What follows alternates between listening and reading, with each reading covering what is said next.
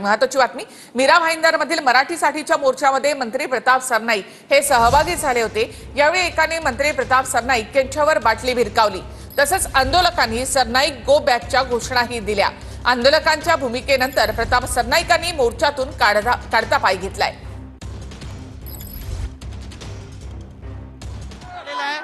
तरी बाटली भिरकावलेले प्रताप सरनाईक यांच्या दिशेने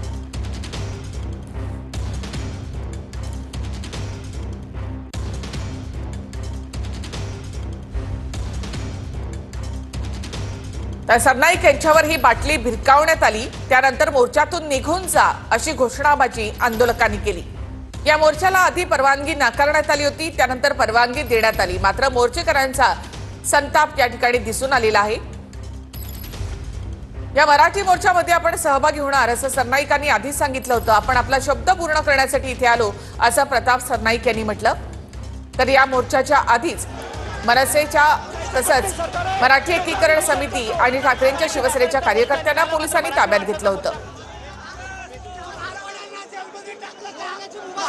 काही समाजकंटकांनी बाटल्या भिरकावल्या तुमच्या दिशेने। कोणी काय फिकलं काय नाही हे मलाही कल्पना नाही, परंतु एक गोष्ट मात्र तुम्हाला मी सांगतो, जी काही समाजकंटकं होती ती मीरा भाईंदर शहरातील नव्हती, बाहेरची होती आणि त्या बाहेरच्या आलेल्या लोकांमुळे हे वातावरण मीरा भाईंदर शहराचं खराब होतं।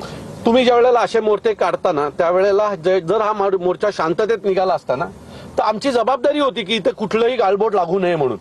आमचे पदाधिकारी आमच्या बरोबर येणारी लोक आम्हाला माहीत असतात। या वेळेला हा मोर्चा चिघळला, त्यात अनेक लोक मला वाटतं आली असतील आणि त्यांच्यातलंच कोणीतरी हे कृत्य केलं असावं।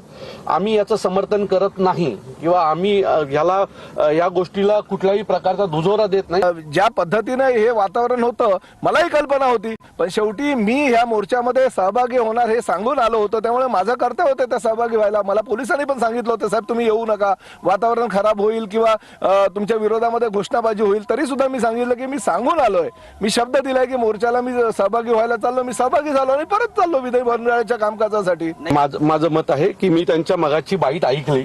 एक मराठी माणूस म्हणून त्यांनी जो आमच्या मोर्चाला पाठिंबा दिला त्याच्याबद्दल मी त्यांचे आभार मानतो आणि अशीच मराठीवर प्रेम त्यांचं सतत राहो अशी मला त्यांच्याकडनं अपेक्षा आहे। ह्या ठिकाणी बाहेरून आलेले जे मनसे आणि उभाट्याचे काही लोक आहेत त्यांनी या ठिकाणी दादागिरी आणि गुंडगिरी करून काहीतरी करायचा प्रयत्न केला, परंतु कायदा व सुव्यवस्थेचा एक राज्याचा जबाबदारी मंत्री म्हणून मी या ठिकाणी जे मराठा एकीकरण समितीचे गोवर्धन देशमुख आहे त्यांना सोडवायला पोलीस स्टेशनला गेलो। काही मनसेचे पदाधिकारी आणि काही नेते मंडळी नवघर पोलीस स्टेशनला होते, मी त्यांना सोडवलं।